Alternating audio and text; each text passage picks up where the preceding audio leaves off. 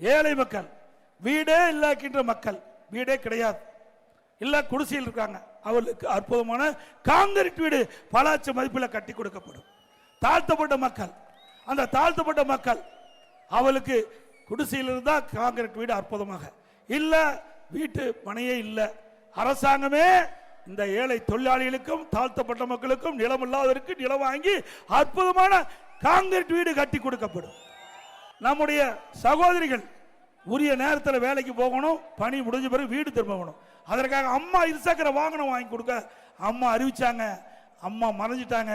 அம்மா மறைந்தாலும் அம்மா கொடுக்கப்பட்ட வாக்குறுதியை நிறைவேற்றுகின்ற விதமாக அம்மாவுடைய அரசு பாரத பிரதமரை நேரடியாக சென்னைக்கு வரவழைச்சு கலைவாணர் அரங்கிலே அம்மா இருசக்கர வாகனம் தொடக்க நிகழ்ச்சியை துவங்கி சுமார் 3 லட்சம் பேர்களுக்கு நாங்கள் அம்மா இருசக்கர வாகனம் வாங்குவதற்கு மானியம் 25,000 ரூபாய் கொடுத்த அரசாங்கம். மீண்டும் அதிமுக ஆட்சி அமைந்தவுடனே இந்த நம்முடைய சகோதரிக்கு மானிய விலையில அம்மா இருசக்கர வாகனம் வழங்கப்படும். அதோட ஆட்டோ ஓட்டுநர் ஏழை குடும்பத்தை சேர்ந்தவர்கள், அவர்களுக்கு ஆட்டோ புதுசாக வாங்க வேண்டும் என்றால் அதிக தொகை செலுத்த வேண்டும். அதற்காக அதற்கு மானியம் வேண்டும் என்று கோரிக்கை வைத்தார்கள்.